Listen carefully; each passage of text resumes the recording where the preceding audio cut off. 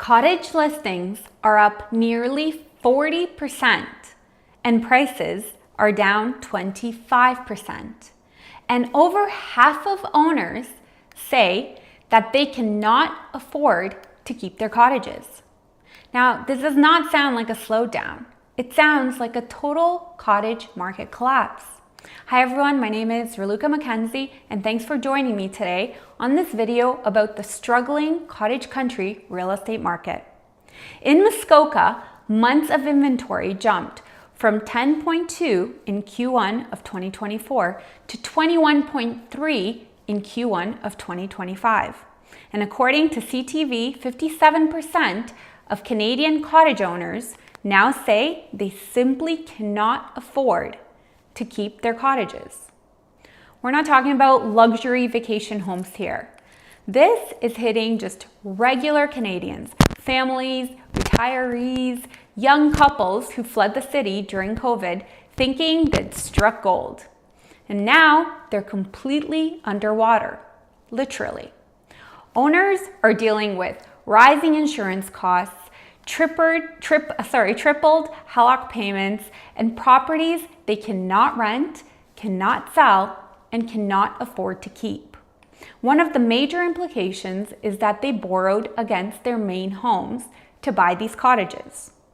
So when the second home starts becoming unaffordable, their primary home's on the line as well. This is how a soft market turns into a full-blown crisis. If this is what's happening to people with assets, options, and whom had the ability to make this sort of investment, what is next for those who can't afford just their primary residence? During the pandemic, there was this gold rush out of the cities. Everyone was desperate for space, peace, nature, that Canadian dream of a dock, a fire pit, and Zoom meetings with a lake view. Cottages were going for hundreds of thousands over asking, most without inspections or even actual houses on the lot. It was absolutely wild. But now it's a financial disaster. Over 100,000 recreational properties were sold in 2020 and 2021 alone. And many of those purchases were based on emotion and a ton of cheap borrowed money. Now, fast forward to 2025, and we're looking at a cottage debt hangover across the province. Canadian households owe over $170 billion in HELOC debt. A huge portion of that is tied to secondary real estate. That means when people walk away from their cottages, they're not just losing a weekend property. They're risking foreclosure on their main home. And this is not just the mortgage anymore. Its insurance premiums in cottage areas have jumped 15 to 25% since 2022, according to the Insurance Bureau of Canada. Property taxes are climbing everywhere. A lot of areas are seeing increases up to 10%, especially in smaller towns trying to cover infrastructure shortfalls. Fuel and hydro costs have also surged.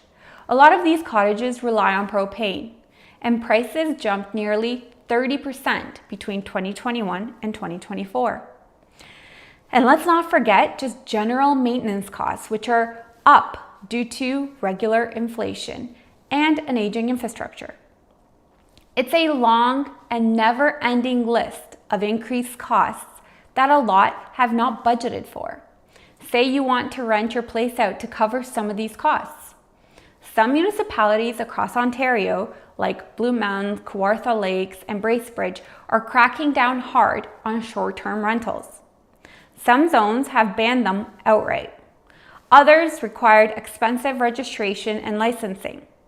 People can't sell, they can't rent, and they're bleeding money every single month. So now let's talk numbers for a second. In Muskoka, prices are down 10.4% year over year.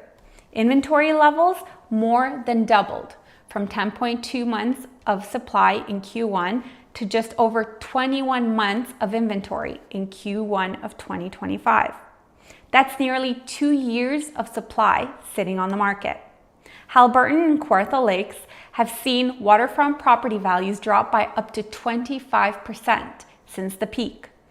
These are foundational cracks in the cottage market. People leveraged their primary homes to afford these properties, and now they're stuck with two mortgages. One they can't refinance, and one that they cannot sell. A couple in Bracebridge bought a 3-season cottage during COVID, HELOC funded. It required a ton of work. They planned to work from the lake for half of the year. Now they spend weekends dealing with black mold and broken plumbing. They're behind on their main mortgage, can't rent, can't sell, and all the peace of mind is completely gone. A retired teacher in the Kawarthas turned her cottage into an Airbnb. It worked until bylaws changed. Now she pays $1,300 a month just to keep the place sitting empty. Another family in Haliburton listed their cottage in fall of 2023 and nothing.